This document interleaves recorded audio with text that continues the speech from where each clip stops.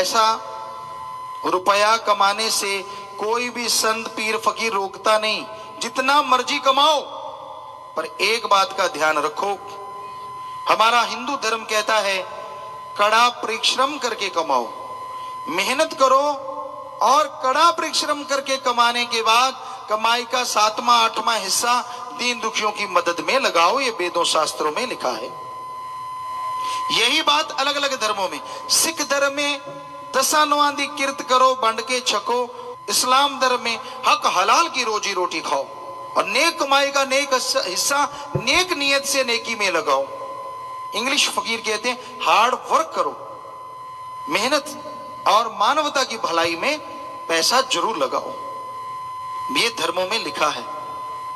किसी का निवाला छीन के अगर पेट भरते हो, किसी का हक मार के खाते हो, ठगी बेईमानी भ्रष्टाचार से कमाते हो, दौलत बहुत आ जाएगी, कोठियां बंगले महल बन जाएंगे, लेकिन एक गारंटी हम आपको देते हैं, उस घर से हमेशा के लिए आपसी प्यार मोहब्बत चला जाएगा, तंदुरुस्ती चली जाएगी, बेचैनियों का आलम होगा।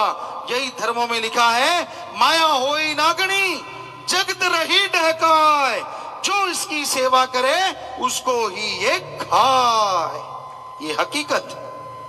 अपने देश में ऐसे ऐसे लोगों को देखा, धनाड़ों में नंबर पे हैं, ये नहीं बताएंगे कौन सा नंबर, आते रहते सत्संगों में, रोते हुए आए, तड़फते हुए आए, गुरुजी बेचैन है, परेशान है। अरे भाई, आपको क्या परेशानी हो सकती, हवा में उड़ा रहे, सब कुछ आपका अपना है, अच्छा पैसा है, यहां दिखाओ, यहां ठीक नहीं आते, विदेशों में दिखाओ। कहता सब जगह दिखा लिया, अल्ट्रासाउंड करवाया, एक्सरे सीटी स्कैन सब कुछ करवाया, रिपोर्टों में कुछ नहीं आता, पर रात को नींद और दिन को चैन नहीं आता। कहता गुरुजी मेरे पास बिस्तर है, सब कुछ बढ़िया बढ़िया, लक्ष्मण झूले की तरह, बटन है, जे कर लूं वो कर लूं, फला इतना आरामदायक, लेकिन जब नींद नहीं आती तो उन मखमल की चादरों में से ऐसा लगता है जैसे बिच्छू डंक मार रहे हो। नींद के लिए इंजेक्शन लेता हूं, टेबलेट लेता हूं, तब जाके नींद आती है। तो पैसे को चाटना है क्या अगर शरीर की खुशी नहीं है? और दूसरी तरफ एक मेहनत की करने वाला ढेलों पे पड़ जाता, बड़े बड़े ढेले होते हैं, वहीं लेट जाता मेहनत करता करता, और ऐसे खुराटे मार मार के नींद पूरी करता है कि पूछिए मत। उठता है, मजे लेता है। आप बताइए सुखी कौन है? उसके पास कुछ भी नहीं, उसके पास सब कुछ है। कहने लगा गुरुजी मेरा कैसे ठीक होगा और मेरे साथ ऐसा क्यों है? हमने कहा बुरा ना मानना, आपने लोगों का खून चूस चूस के नंबर बनाया है। कहता जी ये तो सच है, वो मान गया हमारे। गुरुजी के पास मानूंगा कि मैंने आगे बढ़ा, किसी को क्या होता है मैंने परवाह नहीं की। तो भाई जिनके आप हक मारते हो, जिनको लूटते हो, वो आपके सामने बोलेंगे नहीं क्योंकि आप योरावर हैं, ताकत वाले हैं, लेकिन उनकी आत्मा से बद्दुआ निकलती है, और आत्मा से बद्दुआ शराफ या आशीर्वाद निकले वो लगता जरूर है, टाइम लग जाता है। तो जैसे आपने उन आत्माओं पे बद्दुआ के लिए एक माहौल बना दिया, वैसा ही अब ऐसा उनका इलाज करवाओ, ऐसा भला करो कि उनमें से दुआएं निकलें, आपको चैन मिल जाएगा। तो 1.5-2 साल के बाद वो इंसान मिला। कहने लगा गुरुजी वाकई आपने जो बताया मैंने वो काम शुरू कर दिए हैं, तो मेरे को तंदुरुस्ती आ गई, नींद मेरी अपनी हो गई है, मैंने इंजेक्शन छोड़ दिया, टेबलेट छोड़ दिए, मैं बिल्कुल आराम से सोता हूं, मजा आ गया जिंदगी का। तो भाई ये धर्म शास्त्रों में लिखा, फकीर तो प्रैक्टिकल करके उसका रिजल्ट निकालते हैं, फिर लोगों को बताते हैं कि हम भी इंसान हैं और आप भी इंसान। हमने वो मेथड किया, हमें सब कुछ मिला, आप करोगे तो आपको क्यों नहीं मिलेगा? बताइए, आप भी इंसान और हम भी इंसान। तो इसलिए संत, गुरु मंत्र कौन सा होता है? गुरु का मंत्र नहीं होता। गुरु मंत्र का मतलब है भगवान के वो शब्द जो गुरु पहले खुद करे और फिर लोगों को बताए कि भाई मैंने किया, आप करो आपको मिलेगा। उसे कहते हैं हिंदू धर्म में गुरु मंत्र, इस्लाम धर्म में कलमा। तो वो आप अभ्यास कीजिए। वो संत बताने आते हैं कि मनुष्य शरीर जा रहा है, इसमें उसका अभ्यास करें। पूंजी श्वासों की लाया, ठगों को माल ठगाया, बन के व्यापारी आया, सच्चा बन जना कमाया, क्या तू कमाया, किस लिए आया, सौदा किया नाशवा। 5 चोर, काम वासना, क्रोध, लोभ, मोह, अहंकार, और 2 इनके हेड, मुखिया, सरदार, जो भी आप कहें, मन और माया। ये 7 का चक्रव्यूह है। और इस धरती पे जिनके अच्छे संस्कार, जिन पे प्रभु की कृपा, उनको छोड़ के हर इंसान इन्हीं के ताने बाने में उलझा हुआ। कोई कामी कीड़ा है, काम वासना में डूब जाता है। सामने माँ, बहन, बेटी, पति, कुछ भी हो, वो इतना कामी कीड़ा हो जाता है कि उसके लिए एक ही रिश्ता रह जाता है, स्त्री पुरुष का, पशुओं की तरह। फिर क्रोध, क्रोध जब आता है, क्रोध को बेरहम चंडाल का नाम दिया गया है। फिर ये नहीं देखता कि आपकी माँ, बहन, बाप, बेटा, बेटी कौन सामने है, फिर तो जो मुंह में आया बकता चला जाता है। सिर्फ वहीं बस नहीं होती, पहले बका, फिर उसके लिए पछताया, रोया, सारे श्वास क्रोध में बर्बाद हो गए। फिर है लोभ, लोभ है सर्व पाप का बाप। यहां लोभ लालच आ जाता है, बाकी के पाप तो अपने आप जुड़ जाते हैं। दोस्ती पल में टूट जाती है। बेटा बाप को, बाप बेटे को मारने में देरी नहीं करता।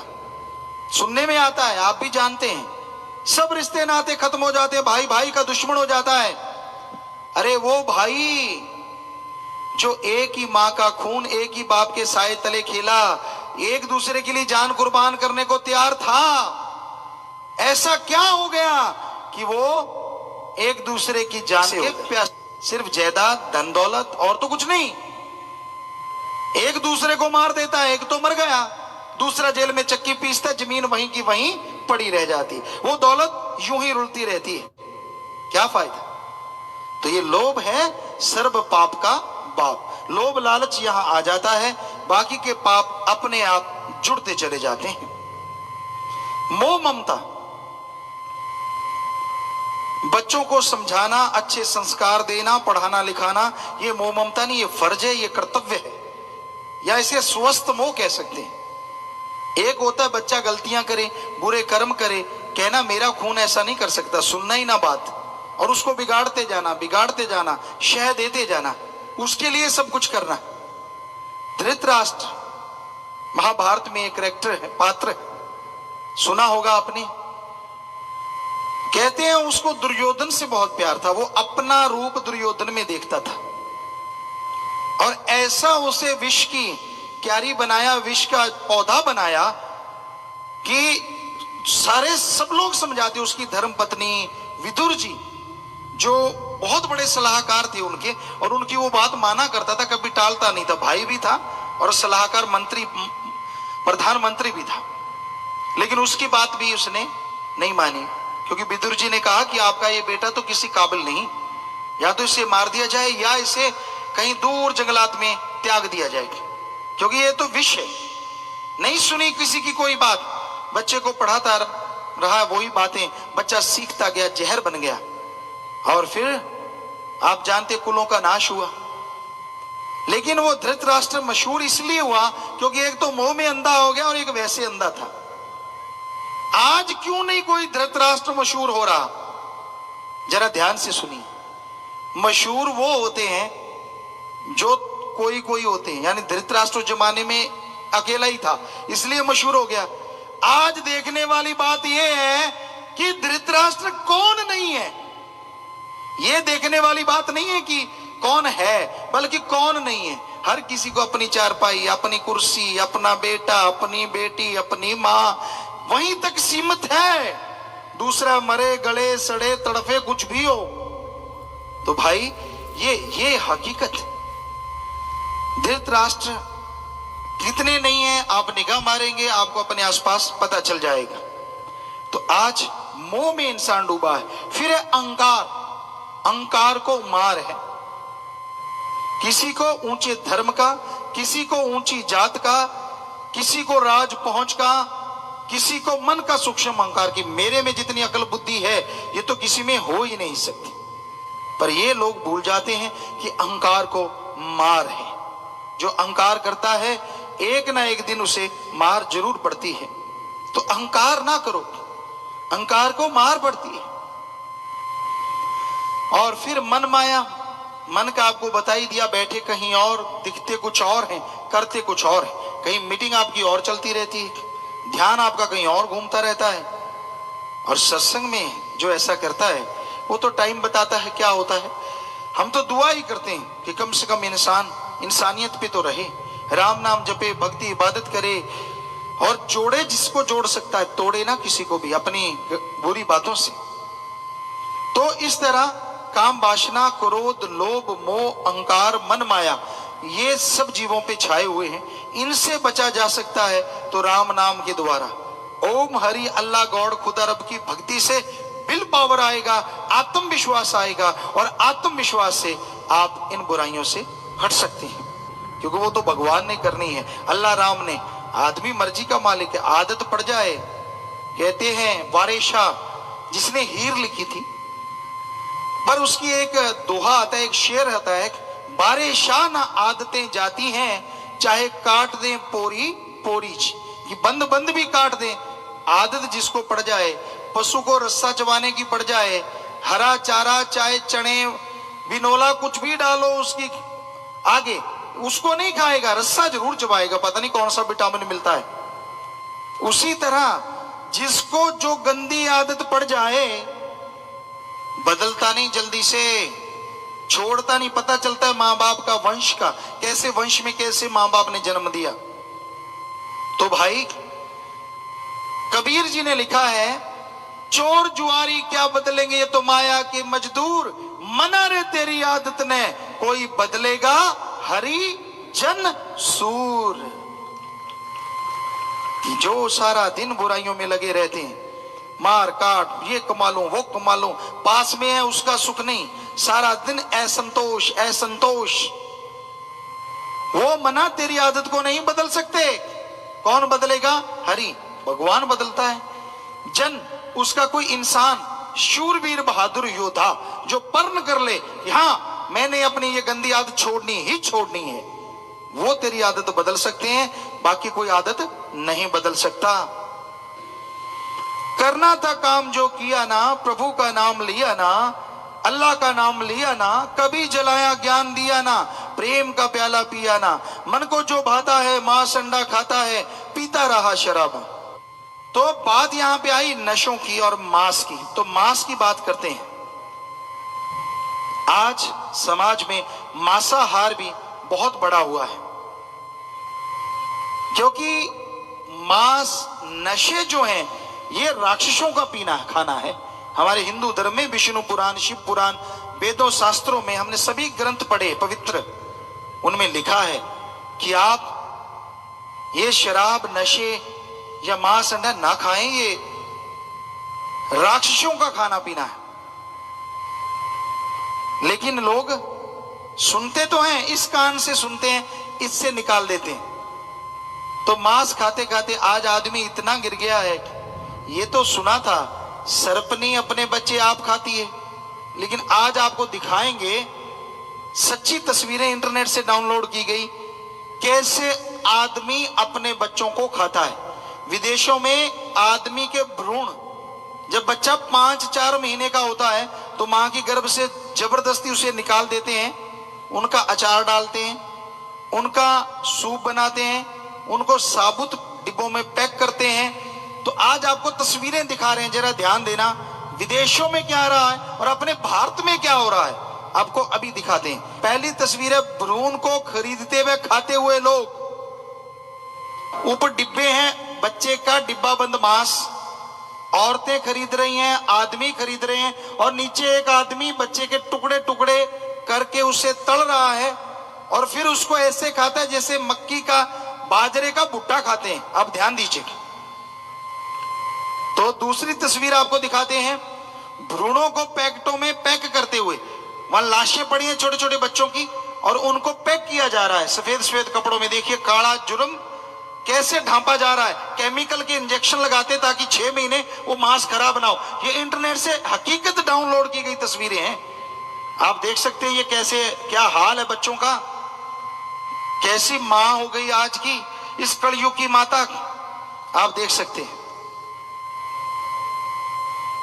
और ये माताएं क्या करती हैं, एक रेस्टोरेंट, कई रेस्टोरेंटों की पता चला है, वहां जाती हैं, उनको 80,000 मिलता है अगर वो 4-5 महीने का बच्चा गर्भ से निकाल दें, और बदले में वो बिकता है 1,60,000 का, और उसे कहा जाता है कि इसमें ताकत बहुत होती है, जो कि झूठ है, लेकिन एक भ्रम पैदा कर दिया गया। उनका सूप बनाते हैं। अब आपको दिखाते हैं बच्चे का पूरी बॉडी का कैसे सूप बनाते हैं। मानव भ्रूण का सूप, बच्चे के टुकड़े किए जाते हैं, उसको उबाला जाता है। आप देख सकते हैं कप में एक खोपड़ी ऐसे दिखाई जाती है ग्राहकों को, और छोटे छोटे बच्चों को पिला रहा है उनका बाप। आप देख सकते हैं इस तस्वीर में कितना बुरा हाल है। तो ये आप देख सकते हैं। और भारत की भी बात करेंगे, अपने देश भी कोई पीछे नहीं है इन कामों में। यहां अगर बेटी हो जाए एक और दूसरा बच्चा गर्भ में हो, उसका चेकअप करवाते हैं।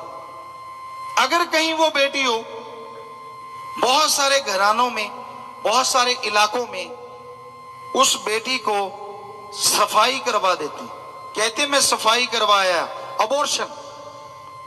और वो अबॉर्शन कैसे होता है, हमें फिल्म दिखाई कि बच्चे को मां के गर्भ से जब निकालते हैं वो बाहर नहीं आता, तो उसके केमिकल का इंजेक्शन लगा देते हैं, तेजाब कह लो, ऐसा कुछ, जिससे वो बच्चा गर्भ में सिकुड़ जाता है और फिर उसे बाहर कर देते हैं, या फिर उसके टुकड़े टुकड़े करके उसको निकाला जाता है, कचरे के डिब्बे में डालते हैं।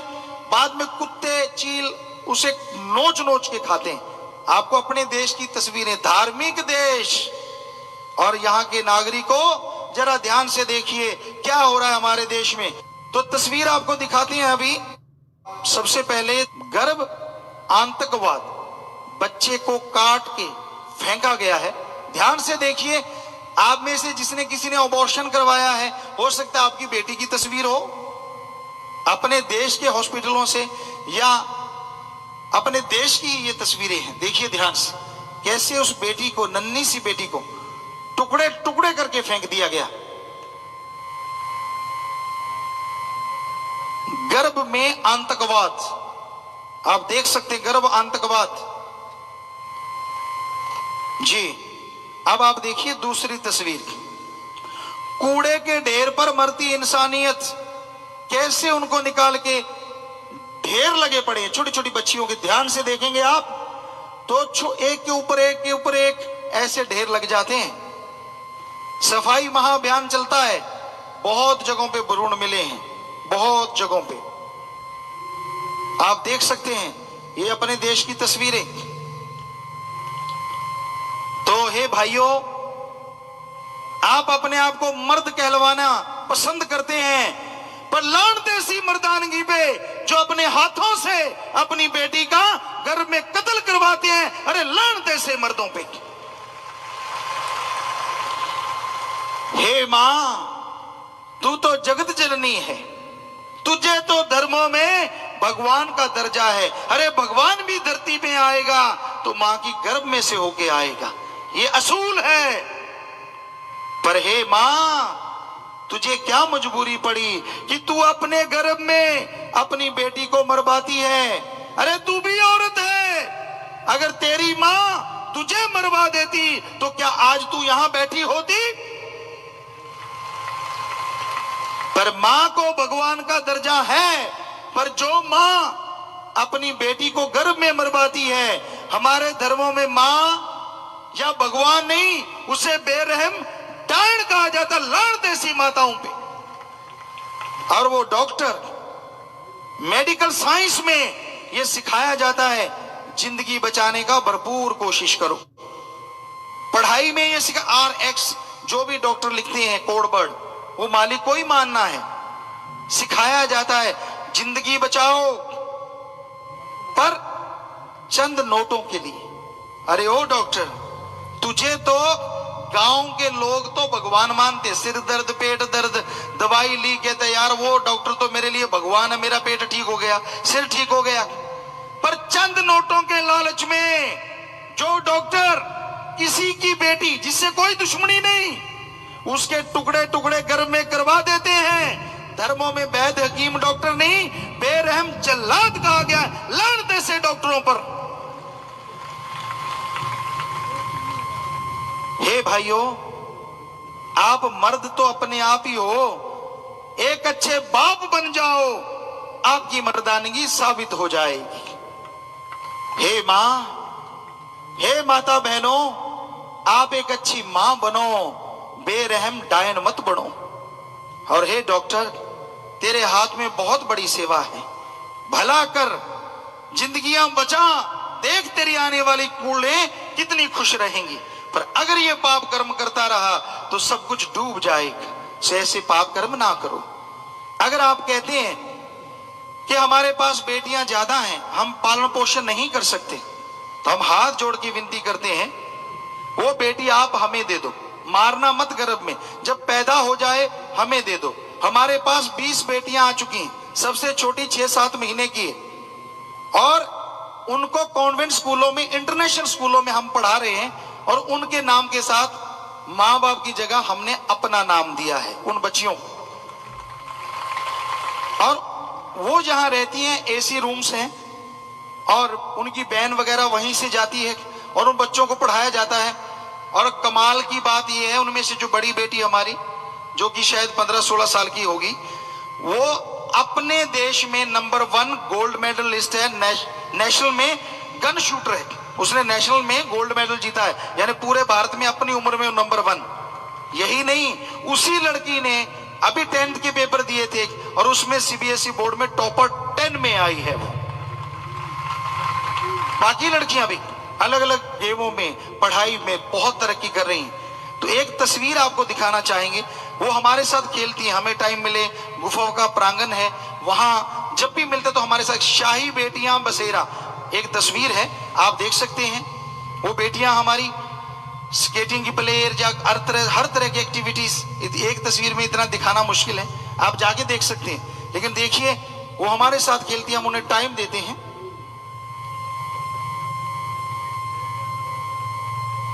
जी, आप ये तस्वीर देख सकते हैं। अरे, गौ हत्या ही महापाप होती है, और कन्या हत्या तो महापापों का भी बाप है। तो आप बेटी को ना मारें, आप कत्ल से बच जाएंगे, महापाप से। और यहां हमारी ये जो हजारों लाखों बेटियां, करोड़ों बेटियां हैं, एक बेटी और आ जाएगी, हमें कोई फर्क पड़ने वाला नहीं। तो इसलिए हाथ जोड़ के विनती, बेटी को गर्भ में मारो मत। आपसे हम एक वायदा चाहेंगे, हाथ जोड़ के विनती है, और आपके लिए भगवान से प्रार्थना भी करेंगे उस वायदा के बदले। आज के बाद आप भ्रूण हत्या नहीं करवाएंगे और ना करने देंगे अपने आसपास। तो हाथ खड़ा करके हमारे साथ वायदा कीजिए, हाथ जोड़ के विनती आपसे, सभी लोग। तो आप सबके लिए भगवान से प्रार्थना विनती दुआ करते कि हे प्रभु, ये बुराई छुड़ाने में और बुराई से इनकार करने की कभी नहीं करेंगे, तो इनके घर में ऐसी अच्छाई भर दे, ऐसी नेकी भर दे कि घर में खुशियां हो, और इनको खुशियां से शरीर तंदुरुस्त हो जाए। आशीर्वाद, आशीर्वाद। हाथ नीचे कर लीजिए। तो लोग कहते हैं गुरुजी सत्संग क्यों करते हैं? समाज की इन तमाम बुराई दूर करने के लिए, ना कि नोट इकट्ठे करने के लिए। हमारा एक ही मकसद है जिंदगी का, समाज में से जितनी बुराइयां हैं धीरे धीरे करके, एक एक करके उनको हटा दिया जाए। तो आपने वायदा किया, और बड़ी खुशी हुई कि यहाँ लाखों हजारों भाई बहनें आए हैं, और आज उन्होंने वायदा किया, तो कितनी बेटियां बच जाएंगी उससे। तो कानून भी बन चुके हैं, लेकिन आप लोग सहायता करेंगे, साथ चलेंगे, तभी कानून कुछ कर सकता है। चल संगत में आए जा, बचनों पे अमल कमाए जा, प्रभु का नाम दे आए जा, जीवन सफल बनाए जा, जपले प्रभु का नाम आए जो तेरे काम साथी बने दो जहां। अपनी आत्मबल को बढ़ाने के लिए विल पावर, जिससे कि आप अच्छे कामों में आपका दिल लगने लग जाए, अच्छाई में आप आगे बढ़ जाएं, और आपके अंदर की तमाम बुराइयां खत्म हो जाएं, उसके लिए आप प्रभु के नाम का सुमरन करें। कोई टाइम नहीं लगता। मान लीजिए आप पैदल जा रहे हैं, चलते जाइएगा, देखते जाइएगा, और जीवा से ख्यालों से राम का नाम लेते जाइएगा। आप यहां जाना चाहते, वहां भी पहुंच गए, और मालिक की भक्ति इबादत हो रही है। बताइए कोई काम धंधा छुड़वाया? कुछ भी नहीं। हाथों पैरों से कर्म जोगी, और जीवा ख्यालों से ज्ञान जोगी। दोनों काम साथ साथ कीजिए, और दोनों जहान की खुशियां इस मृत्यु लोक में आप हासिल कर सकते हैं। समय का लाभ जो उठाए ना, हाथ से गया फिर आए ना, कल पे छोड़ पछताए ना, कल किसी के हाथ आए ना, कहे शस्त्र नाम जी, जपले नाम जी, फिर ना मिलेगा समा। समय का लाभ, समय और समुद्र की लहर कभी किसी का इंतजार नहीं किया करते। समय चलता जा रहा है। समय एक ऐसा जंगली घोड़ा है जिसको गर्दन के बाल पकड़ के तो रोका जा सकता, पूंछ के हाथ नहीं वो लगाने देता। मतलब समय से पहले समय के लिए अगर आप तैयार रहते हैं तो समय आपका साथ देगा, आपके लिए वफादारी करेगा। और आप आलस्य में पड़ गए, आप समय आएगा, देख लेंगे, कर लेंगे, सोच लेंगे, हो जाएगा, तो समय बीत जाएगा और आप करते रह जाओगे, फिर वो समय लौट के नहीं आएगा। और ये समय, लोग ये कहते हैं कि मेरा बेटा बड़ा हो गया। यहां माँ बाप बैठे जिनके बच्चे, कि मेरा बच्चा बड़ा हो गया। संत कहते नहीं छोटा हो गया। कैसे? एक बच्चे की कुल उम्र 60 साल है। आज से 10 साल पहले वो 10 साल का था तो उसकी उम्र बकाया कितनी थी? 50 साल। आज वो 20 साल का हो गया और माँ बाप कहते हैं बेटा बड़ा हो गया। संत कहते नहीं छोटा हो गया। पहले 50 बकाया थी, अब 40 बकाया रह गई। तो जो भी सेकंड, मिनट, घंटा, दिन, महीना, साल आपकी जिंदगी का गुजर जाता है, आप छोटे होते जा रहे हैं, मौत के नजदीक होते जा रहे हैं। चाहे आप मानो चाहे ना मानो, मानता कोई भी नहीं है। महाभारत में जब यक्ष ने युधिष्ठिर से पूछा कि दुनिया का सबसे बड़ा अजूबा कौन सा है, तो उन्होंने जवाब दिया, आपको थोड़ा सा सरल भाषा में बताते हैं। उन्होंने बोला कि एक जिंदा इंसान देखता है, उससे बड़ी उम्र वाले मर गए, उसकी बराबर की उम्र वाले मर गए, छोटी उम्र वाले मर गए, लेकिन वो जिंदा इंसान ये कभी नहीं मानता कि उसने भी एक दिन मरना है। ये दुनिया का सबसे बड़ा अजूबा है। और वाकई सच, सवाल ही पैदा नहीं होता। तो भाई, पर मानो चाहे ना मानो, जाना तो एक दिन है।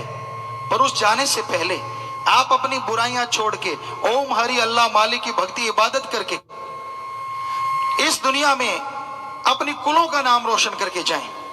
ऐसी मसाल जगा के जाएं जिसके सहारे दुनिया चले, ना कि ऐसा नाम करके जाएं कोई आपका नाम लेना पसंद ना करे। क्या आप हमें बता सकते हैं माता बहनें, किसी का नाम मंथरा सुना हो या कैकई? है किसी का नाम कभी आया सुनने में? हमारे ख्याल में तो नहीं आया। हमने अपने भारत में पूरा घूमे हैं, विदेशों में भी देखा है, ऐसे दो नाम कभी सुनने में नहीं आए। हाँ, रावण भी नहीं, कोई पावर के लिए रावण बन जाए तो बात अलग है। वैसे नाम ये आम तौर पे नहीं रखे जाते, क्योंकि जो बुराई का प्रतीक बन जाता है, नाम रखना तो दूर, कोई उनका नाम लेना भी नहीं चाहता। तो आप भी इंसान है, कहीं कोई ऐसा कर्म ना करके जाना कि कोई आपका नाम लेना पसंद ना करे, बल्कि ऐसा कर्म करके जाना जब भी आपके नाम का जिक्र आए लोगों की श्रद्धा से गर्दन झुक जाए। यार वो सच्चा इंसान था, उसने अच्छा कर्म किया, वो भले कर्म करने वाला था। कोई ये ना कहे अच्छा हो गया बला चली गई, ये ना कोई बोलेगी। तो ऐसे कर्म करके जाओ। और उसमें आता है कि नशे छोड़ो।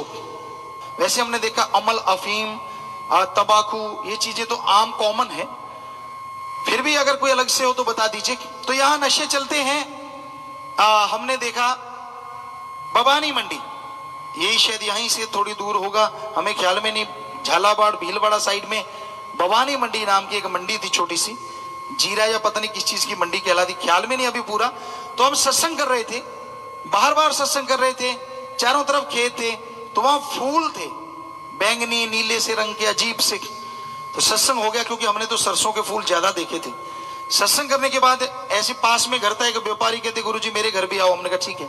उसके घर जा रहे थे तो हमने पूछा ये अजीबोगरीब फूल किस चीज के हैं? वो हंस पड़ा, कहता गुरुजी आपको अजीबोगरीब लगते हैं, लोग तो इन फूलों के लिए जान कुर्बान कर देते हैं। अरे ऐसा क्या है? कहता ये अफीम की खेती है, अफीम की खेती। हमने कहा क्या सरकार आपको ये अफीम की खेती करने देती है? कहता परमिट होते हैं। क्यों? क्योंकि ये मेडिकल साइंस के काम आती है अफीम। हमने पूछ लिया भाई सच बताना, क्या वाकई मेडिकल साइंस के काम के लिए खेती करते हो? वो भी हंस पड़ा, कहता गुरुजी मैंने आपको गुरु धारण किया, झूठ नहीं बोलूंगा। सच्ची बात यह है, अगर 100 किलो फसल होती है तो 70 किलो नशे में, 30 किलो मेडिकल साइंस की सेवा में। और इसमें बहुत तरह का नशा बनता है। इसमें कोकीन है, चर्च हेरोइन स्मैक शायद उन्होंने बताया, हमें ख्याल में नहीं, और चूरा पोस्त वगैरह सब नशे बनते हैं। हमने कहा ये जो चूरा पोस्त बनाते हो क्या ये प्योर भेजते हो क्या आप? लोग बहुत पीते हैं, खाते हैं, सभी धर्मों में, हर स्टेट में देखा हमने। तो वो कहता गुरुजी आओ मेरे घर। उसने 2 ऐसे चूरा सा रख दिया मेज के इधर एक इधर। कहता गुरुजी बताओ कौन सा चूरा पोस्त और कौन सा ऊंट का मेंगना? हमने कहा भाई ऊंट के मेंगने तो दोनों ही हैं, चूरे पोस्त का क्यों हमने कभी देखा नहीं, जन्म से कभी खाया नहीं। हाँ ऊंट के मेंगने देखे क्योंकि घरों में ऊंट रहते थे, तो ये पक्का कि ये दोनों ही ऊंट के मेंगने हैं। वो हंस पड़ा, कहता नहीं गुरुजी एक चूरा पोस्त एक है ऊंट का मेंगना। तो आप कह रहे थे प्योर भेजते हो चूरा पोस्त, इसमें हम मिलाते हैं नंबर 1 ऊंट का मेंगना ले लिया। हमने कहा और क्या क्या मिलाते हो? कहता गधे की लीद, घोड़े की लीद, हाथी की लीद, लकड़ी का बुरादा, और लोग इसको घोड़ के चढ़ा जाते हैं, मार के पेट पे हाथ, कहते हाँ भाई आराम सा आ गया, हाँ बड़ी नियामत खाई है ना जो आराम सा आ गया। सुना है कि मशहूरी आती है हमारी ये पीने वालों की बात निराली है। क्या पी रहे हैं वो आप तो समझी गए, क्या पी रहे हैं, उनको किन किन पशुओं का सामान पिलाया जा रहा है, वो तो बेचारे मजे में पी रहे हैं। तो कहते हैं हमारी ये पीने वालों की बात निराली है, तो तुकबंदी हम भी कर देते हैं। ध्यान से सुनिए, हमारे बुजुर्ग घी पीते थे, छाछ पीते थे, दही खाते थे, और आपने 4-4 पशुओं की अंदर धूप दे डाली है, तेरी बात निराली है। वाह भाई वाह। लगभग 2 लाख के करीब सेवादार थे, मीटिंग ले रहे थे। तो किसी ने कहा गुरुजी आप गुटखा भी छुड़वाओ। हमने कहा क्यों? कहते मेरा अंकल प्रोडक्ट मैनेजर है, इसमें तो और भी गंदगी डालते हैं। हमने कहा क्या? कहता है इसमें डालते हैं सीवरेज का चूरा, और डालते हैं छिपकलियों को सुखा के उसका पाउडर बना के उसको सुई की नोक जितना मिलाते हैं। इंस्पेक्टर शर्मा जी शमशाबाद से, गुरुजी मैंने गुटखा बनाने वाली फैक्ट्री में छापा मारा और मुझे यह सामान मिला, पशुओं की चर्बी, गधे घोड़े की लीद, मरी हुई छिपकलियां और सीवरेज का चूरा, और इसको मिला के देते हैं थोड़ा सा खुशबूदार चीज, और फिर पाउच में भर देते हैं। ऊपर नाम लिख देते हैं नाचने वाला, भागने वाला, उड़ने वाला, कईयों के तो देवताओं के नाम है, आपके पता नहीं कौन सा फेमस है, तो वो नाम रख देते हैं और आदमी खरीद के लाता है। एक कोना सा काट के यूं हथेली पे डाल के फिर चूना लगाते हैं। वैसे आप पढ़े लिखे हैं, चूना लगाना, धोखा देना, पर आप तो खुद को चूना लगाते हैं। ले तेरे की, ले तेरे की। तमिलनाडु साइड में उंगली से लगाते हैं, नॉर्थ साइड में अपने इधर अंगूठे से लगाते हैं, यूं मार के रख के, मार के पिचकारी से। कहता बन गया नवाबजादा। अरे ओ नवाबजादे, तेरे होंठ में पता नहीं किसका क्या क्या अड़ा हुआ है, सोच के देख। सीवरेज का चूरा किसे कहते हैं इस नगर वालों को तो पता होगा, पर देहात से जो आए उनको नहीं पता। थोड़ा सीधी भाषा में बता दें, बुरा ना मानना। बड़े बड़े नगरों में आदमी का टट्टी पेशाब नालियों के द्वारा एक जगह जाके गिरता है और वो सूख जाता है, और उस पाउडर को कहते हैं सीवरेज का चूरा। और सुबह सवेरे कुछ और नहीं खाना, उसको रगड़ा, लगाया। सोचो क्या लगाए बैठे हो होंठ में, सोचो। और इससे जो बीमारियां होती हैं, हम क्योंकि हम विज्ञान को भी मानते हैं, नॉन मेडिकल के खुद स्टूडेंट रहे, आपको सुनाते, ध्यान दीजिए, आप नोट कर लेना कितनी बीमारियां होती।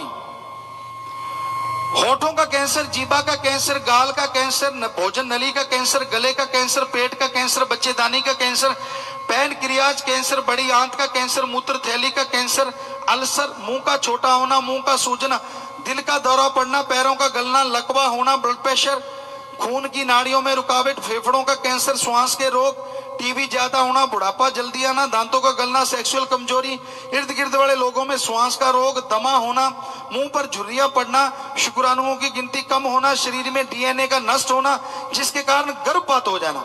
इतनी बीमारियां ये गिनाई हैं हमने जो सिर्फ तंबाकू से होती हैं। और अपने देश में 35 सेकंड में एक आदमी मर रहा है। 35 सेकंड में, यानी 1 मिनट में लगभग 2 लोग मर जाते हैं। ये मेडिकल साइंस की रिपोर्ट है। और 1 साल में 9 लाख लोग मरते हैं। 9 लाख। तो भाई ये बड़ा ही गंदा नशा है। आपसे हाथ जोड़ के विनती, अगर किसी के पास ये पाउच या नशा है तो आप अपनी जगह पे खड़े होकर फेंक दें। आपके भले के लिए, परिवार के लिए अभी प्रार्थना करेंगे। और फकीर जो प्रार्थना करता है मालिक मंजूर भी जरूर करते हैं। अगर अब भी नहीं फेंक रहे तो आप बाहर से खरीद के क्यों लाते हो? सुबह सवेरे जाते हो, घर में डिब्बा रख लो, घर की फैक्ट्री और घर का ही सामान। कम से कम पता तो होगा रात को क्या खाया था। जिनका आप लगाते हो पता नहीं कितने प्रकार का मिला हुआ होता है। उल्टी आ रही है ना, पर सामान ही ऐसा करें क्या? वरना हमें बताने का शौक थोड़ा ही है। गंदगी होती इस तरह की है। तो भाई फेंक रहे हैं, शाबाश। कई आगे बैठे होते हैं, यार मैं फेंकूंगा, दूसरे मजाक करेंगे। अब नहीं करेंगे, जब लगाएगा तब करेंगे कि बाबा ने बताया वो खा रहा है, वो तो चलेगा ही। तो आपसे विनती है कि गुरुजी ने जो बताया था वो आपको कोई कहे हाँ जी छोड़ दीजिए, तो आप सबके लिए एक प्रार्थना फिर है, बुरा ना मानना। चाहे नशा करते हो चाहे नहीं करते, हाथ खड़ा करके हमसे वायदा कीजिए कि आप नशा नहीं करेंगे प्लीज। तो आप सबके लिए भगवान से प्रार्थना करते कि हे प्रभु, ये गंदगी रूपी नशा छोड़ रहे हैं, इसे राम नाम का वो नशा चखाना जो दोनों जहां में सुख शांति का प्रतीक है और सबके घरों में खुशियां लाना। सबको आशीर्वाद आशीर्वाद। हाथ नीचे कर ले, हाथ नीचे कर ले जी, आशीर्वाद आशीर्वाद। तो यहाँ लाखों की तादाद में भाई बहनों ने हाथ ऊपर किया, सबको बहुत आशीर्वाद। मालिक खुशियां दे। लोग कहते गुरुजी सत्संग क्यों करते? इसलिए ताकि समाज में से ये गंदगियां दूर हो जाए। हमारा मकसद ही जिंदगी का सत्संग, ऐसी जगह यहां पे आत्मा को खुराक मिलती हो। सत्संग यहां जन्मों जन्मों के पाप कट जाते हैं। सत्संग यहां परमानंद की प्राप्ति होती है। और सत्संग यहां ओम हरि अल्लाह मालिक कण कण में, जर्रे जर्रे में है, दिखाने का तरीका बताया जाता है। सत्संग में आने से जन्मों जन्मों के पाप कर्म कट जाया करते हैं। सत्संग जो भी दिलो जान से सुनता है, दिमाग से सुनता है, विचारता है और अमल करता है, वो ही खुशियां हासिल करता है, उसी को परमानंद की प्राप्ति होती है। वो ओम, वो हरि, वो अल्लाह, वो वाहिगुरु जो कण कण में, जर्रे जर्रे में मौजूद है, इंसान को मालूम ही नहीं पड़ता कब उसके पहाड़ जैसे भयानक कर्म वो मालिक पल में काट दिया करते हैं। आदमी ता उम्र उस परम पिता परमात्मा के गुणगान गाता रहे, नमक हरामी ना बने, तो मालिक यहां तो क्या अगले जहान में भी उसकी संभाल करनी नहीं छोड़ता। बेटा यानी बच्चे कितने भी बड़े हो जाएं, माँ बाप के लिए हमेशा छोटी और भोले ही रहते हैं। उनके अंदर एक मोह होता है, एक प्यार होता है कि नहीं मेरे बच्चे अभी छोटे हैं, अभी बड़े नहीं हुए हैं। ये अलग बात है कि बच्चे कई बार इतने बड़े हो जाते हैं कि बड़ों को भी घर से निकाल देते हैं। ये घोर कलयुग है। लेकिन हकीकत में देखा जाए तो माँ बाप इतने प्यार मोहब्बत से बच्चों का पालन पोषण करते हैं तो उनकी निगाह में तो वो औलाद कभी बड़ी होती ही नहीं। उसी तरह संत सदगुरु होते हैं। माँ बाप के लिए औलाद कहीं ना कहीं ये सबक सिखा देती है कि भाई हम बड़े हो गए, अलग हो जाते हैं, काम धंधा, तो नेचुरली रिश्ता थोड़ा खत्म सा हो जाता है। पर गुरु पीर फकीर के लिए तो बच्चा हमेशा ही छोटा बच्चा रहता है, जिसे अभी चलना भी नहीं आता होता। क्या पता कहाँ फिसल जाए, क्या पता कहाँ चोट खा ले, क्या पता कौन से दर्द का सामना करना पड़ जाए। हमेशा ध्यान बच्चों में ही रहता है। और बच्चों में ध्यान से मतलब पीर फकीर सदगुरु अल्लाह वाहिगुरु राम से दुआ करते रहते कि हे मेरे मालिक, हे मेरे मौला, हे मेरे रहबर, ये तेरी औलाद है, अनजान है, आने वाले कष्टों से अनजान है, बुरे पाप कर्मों से, तो रहमत कर, दया कर, इनके वो पाप कर्म काट, इन पे रहमत कर, ये तेरी तमाम खुशियां हासिल कर सकें, इनको नाम से जोड़, सेवा सिमरन से जोड़, ताकि पाप कर्म पहाड़ जैसे कंकर में बदल जाएं और ये खुशियों से माला माल हो जाएं। संत कभी किसी को गलत उपदेश नहीं देते। छोटा बच्चा कभी आग को पकड़ता है, कभी सांप को पकड़ता है, कभी पानी वाले कुएं में गिरना चाहता है, तो क्या आप उसे जाने देंगे? यार इसकी मर्जी है, इसे क्यों रोकना है? ये तो सांप पकड़ रहा है, पकड़ने दो। आग पकड़ रहा है, पकड़ने दो। कुएं में गिरता है, गिरने दो। कभी भी नहीं। माँ बाप किसी भी कीमत पे उसे ये काम नहीं करने देंगे, क्योंकि उन्हें मालूम है कि उनके बच्चा अगर सांप पकड़ेगा तो डस लेगा, आग जला देगी और कुएं में गिरा तो मर जाएगा। उसी तरह संत पीर फकीर को अल्लाह मालिक की रहमत से पता होता है कि फ्यूचर इस बच्चे का कैसा है। उसे रोकते रहते हैं कि ये कर्म ना कर, वो कर्म ना कर, ये कर्म बुरा है, वो कर्म बुरा है। आगे इंसान की मर्जी है कि वो कर्म कैसे करता है। इसलिए ये जरूरी है कि पीर फकीर की बात सुन के अमल किया जाए। जब तक इंसान सुन के अमल नहीं करता तब तक उसे सब कुछ अच्छा लगता है। जो भी उसे अच्छा लगता है वो लगता है कि वो परफेक्ट उसके लिए सही है। पर संत पीर फकीर कभी किसी को गलत कदम उठाने नहीं देते। पूरा जोर लगाते हैं, प्यार से, मोहब्बत से, वचनों से, हर तरीके से समझाते हैं कि भाई तेरे लिए अच्छा क्या और बुरा क्या। आगे फिर इंसान के कर्म होते हैं। बात वचन मानने की है। और संतों के पास कुछ जादू टोना या कोई दवाई ऐसी नहीं होती जिसको देने से आदमी खुश हो जाए। एक वचन होते हैं, कर दिए, मान लिए। तो आपको एक बात सुनाते हैं। हाँ, एक सज्जन आए यहाँ पे, और बहुत पहले की बात है, वैसे तो उसके बाद भी बहुत सारी बातें हुई हैं। तो वो आए और कहने लगे जी मैं बीमार हूँ। हमने कहा ठीक है, आप पीछे चंडीगढ़ में दिखा लो भाई, प्रसाद ले लो। हम चले आए, घर वाले गुस्से हो गए। कहने लगे तेरे को कहा था, क्या फायदा? कहने लगा क्यों? कहते अभी आप चंडीगढ़ से तो आ रहे हैं सीधे पीजीआई से। उन्होंने जवाब दे दिया कि इसकी जिंदगी नहीं बचेगी। कहता मैंने आपसे सलाह थोड़ी ली है, मैंने तो अपने पीर फकीर से पूछा है और मैं तो जाऊंगा ही जाऊंगा। वो कहते हैं ऐसे कैसे, अभी तो जाएं। कहते ना जाओ, मैं अपने आप कोशिश करूं, मुझे 2 लोग उठाने वाले दे दो, मुझे ले जाएं उठा के। उन्होंने जिद मान ली उसकी। गए, डॉक्टर को दिखाया, दवाइयां लिख दी। कहते चलो दवाइयां ले लें। कहते नहीं, दवाइयों का तो कहा ही नहीं, ये कहा था पीछे ही दिखाओ। थोड़ा सा भोला स्वभाव था। भोले भाड़ों को मालिक लुटाता खजाने, ये भी हकीकत। कई बार ज्यादा अकल का दखल मन का रूप धारण कर लेता है। तो वो वहां से दिखा के वापस आ गए। डॉक्टर बोले कि 15 दिन 10 दिन जो भी है आप सेवा करें। वो ऐसा कोई उसे उल्टियां लगी। 2-3 दिन बाद घर वालों ने सोचा कि अब मौत नजदीक है। खून आने लगा, लेटरिन के रास्ते, मुंह के रास्ते बड़े बड़े गांठें निकलने लगी। तो बिल्कुल डाउन हो गया, बिल्कुल चारपाई भी चिपक गया। पर 2-3 दिन के बाद कुछ ठीक, फिर कुछ ठीक, फिर कुछ ठीक, फिर कुछ ठीक, करते करते करते बिल्कुल नॉर्मल हो गया। उसके अंदर भयानक कैंसर की बीमारी 3rd स्टेज पे थी। तो आया और मिला, रोने लगा। कहने लगा पिताजी मैंने ऐसे किया। हमने कहा भाई हमारा तो ऐसा कोई मकसद नहीं था। सतगुरु मौला है, वो अखवाने वाले और तू मानने वाला। हमारा तो बीच में कोई रोल ही न रहा। बस मालिक ने ख्याल दिया, तुझे बोल दिया और तूने झट से लपक लिया, जरा सा नहीं गिरने दिया कि भाई दवाई भी नहीं लूंगा। और दवाई भी नहीं ली उसने। कोई कहते शायद दवाई से ठीक हो गया हो, कहते दवाई का तो कहा ही नहीं।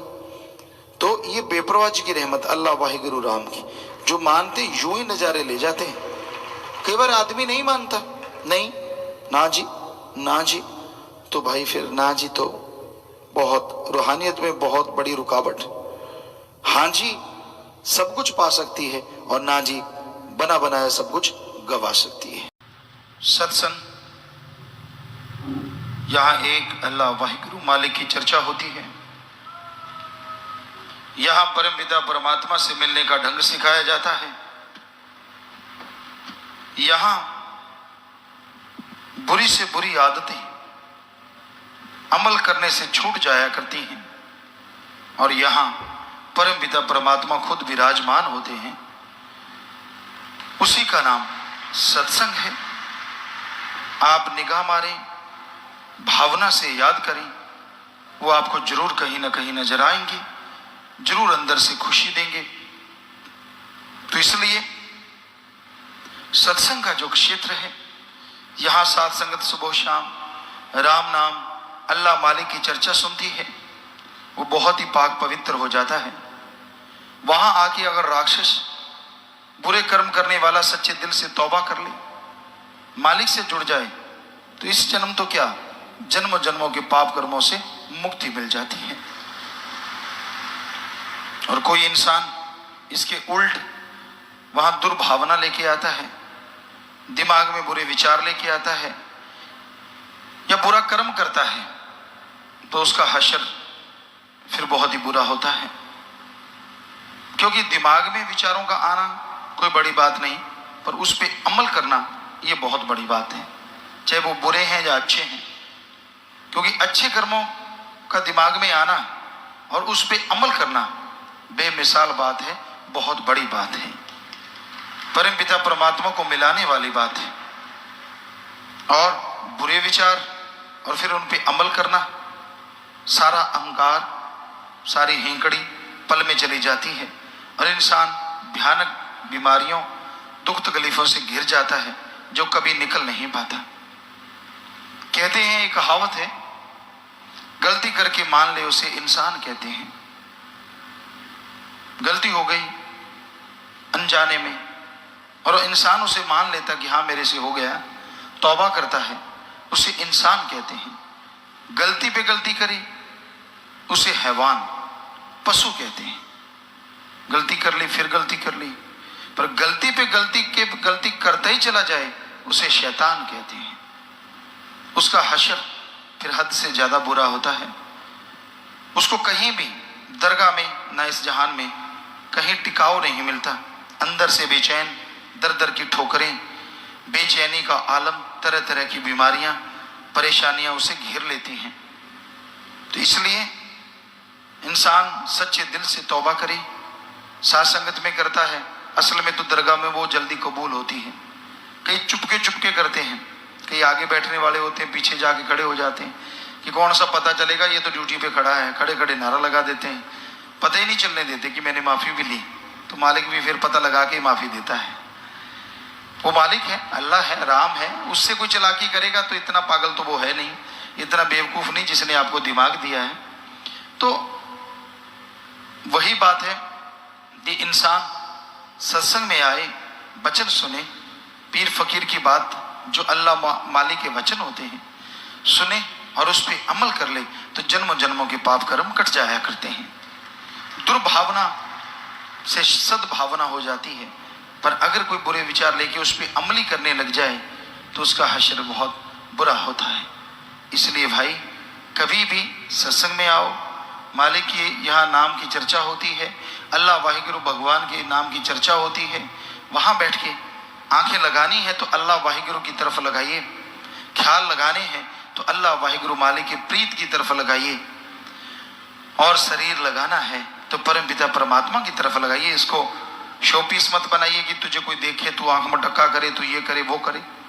हो सकता है वो चीज ही चली जाए जिसके ऊपर आप मान करते हो, जिसके ऊपर गुमान करते हो। इसलिए कभी भी बुरा कर्म ना करो, ना सोच रखो। सत्संग का दायरा ऐसा जबरदस्त होता है। आप एक शिक्षार्थी की तरह आओ, विद्यार्थी की तरह आओ, तो ऐसी शिक्षा लेके जाओगे जिससे आप ही नहीं, आपका परिवार ही नहीं, कुलों का उद्धार हो सकता है। और अगर आप बुरा सोच रखते हैं, बुरा ख्याल रखते हैं, तो आप ही नहीं, कुलों का भी, जो आपके बच्चे परिवार हैं, उन पे भी असर लाजमी पड़ता है। तो इसलिए भाई, सत्संग सुनो, अमल किया करो, दिखावे की जरूरत नहीं है। कई ऐसे ढीठ होते हैं, इतने बेशर्म होते हैं, उनको कोई फर्क नहीं पड़ता, वो दिखावा करते रहते हैं। और साथ वालों को पता होता है कि हाँ भाई, ये देखो कितना ढीठ बना हुआ है, और उसको लगता नहीं मेरा तो किसी को पता ही नहीं है। एक कहावत है और हमने उसको देखा है, कहते हैं कबूतर की तरफ जब बिल्ली आती है ना, कबूतर आंखें बंद कर लेता है, अपने को बिल्ली दिखती ही नहीं। बिल्ली को और मजा हो जाता है, उसको खाने में आसानी हो जाती है, वो झट से पकड़ती है और टुकड़े टुकड़े कर देती है। हमने देखा है ऐसा। तो कई लोग इतने ढीठ होते हैं, सारी गलतियां करते हैं, सब कुछ बुरे कर्म करते हैं, और वो आंखें मूंद लेते, कहते किसी को पता ही नहीं मेरा तो पता ही नहीं चलता। वाह भाई वाह, तू अदृश्य हो जाता है जब गलतियां करता है। कोई तेरे पास बटन है जो किसी को दिखता ही नहीं, लोगों की आंखें लगी हैं, बटन तो है नहीं। सो वो सब देखते हैं। और मालिक अल्लाह राम से कैसे बचोगे? वो तो कमरे के अंदर क्या, बाहर क्या, जंगल बियाबान क्या, समुद्रों के पार क्या, समुद्र के अंदर क्या, पताल में क्या और आसमान में क्या, हर जगह, हर पल, हर समय, हर किसी को वो देख रहा है। उसको उससे पर्दा कैसे करोगी? इसलिए जो नियम आपके लिए तय हैं उन पे अमल करो, क्योंकि भक्ति मार्ग एक ऐसा मार्ग है, यहाँ से अगर फिसल गए तो दोमट माटी की तरह है, चिकनी माटी, मुल्तानी माटी कह लो, कि पैर फिसल गया तो फिर फिसलते ही चला जाता है। पीर फकीर ही एक ऐसा होता है जो उसका हाथ पकड़ के उसे संभालता है। और कैसे संभालता है? उसे वचन सुनाता है। भाई सत्संग में सुना रहे हैं, मान जा, बुरे कर्म छोड़ दे, बुरे कर्म मत कर। अब अगर फिर भी वो पीर फकीरों की बातों के परगच्चे उड़ाता है तो फिर उस फिसलने वाली जगह पे ऐसा गिरता है, कोई अंग बेप्रवाह परमपिता शास्त्र नाम जी महाराज ने भजन में लिखा है, कोई अंग सबूता नहीं बचता जदों आप मोहारा हो जावे। फिर कुछ बचाव का लिए रहता नहीं। इसलिए वचनों पे अमल करो, वो आपके लिए हैं, आपके फायदे के लिए हैं, आपकी खुशियों के लिए हैं। और ऐसा कोई वचन नहीं होता कि जिसके लिए बहुत मुश्किल से वचन मानना पड़े। सुमरन करो, सेवा करो, सत्संग सुन के अमल करो, अपने आप वचन माने जाते हैं, अपने आप मानने को दिल करता है और बेइंतहा खुशियां आती हैं। हम आया करते सदगुरु की कृपा से, वचन माना करते, और जो लज्जत आती, जो नज़ारा आता, पता ही नहीं चलता यहाँ से गाँव कब पहुँच गए और कब वहाँ से ही वापस आ जाती। इतनी मोहब्बत, इतना प्यार, इतनी लज्जत आती, यूँ लगता ही ना कि धरती पे जा रहे हैं, यूँ लगता आसमान में उड़े जा रहे हैं। ऐसी खुशी मिलती है। पर वचन मानने से क्या पता कब सोना बनना होता है और आप पित्तल बन के बैठ जाते हैं। तो भाई वचनों पे अमल किया करें, सत्संग सुना करें और उस पे चला करें, तो यकीनन आपके जन्म जन्म के पाप कर्म कटेंगे और मालिक की दया में रहमत के काबिला बनते जाएंगे। मालिक को दिखावा पसंद नहीं है, अमली जिंदगी जरूरी है। दिखावा करना, पाखंड करना, ढोंग ढगोसले करना, ये लोगों को प्रभावित करने के लिए काफ़ी है, पर अल्लाह को या उसकी किसी फकीर को ये चीज़ प्रभावित नहीं करती। वो तो हकीकी जीवन, आप अपने ज़िंदगी में अच्छे कर्म करो, भले कर्म करो, वचनों पे रहो, तो अपने आप चाहे कहीं भी हैं, मालिक आपकी संभाल करेंगे, आपको परमानंद की बख्शिश करेंगे।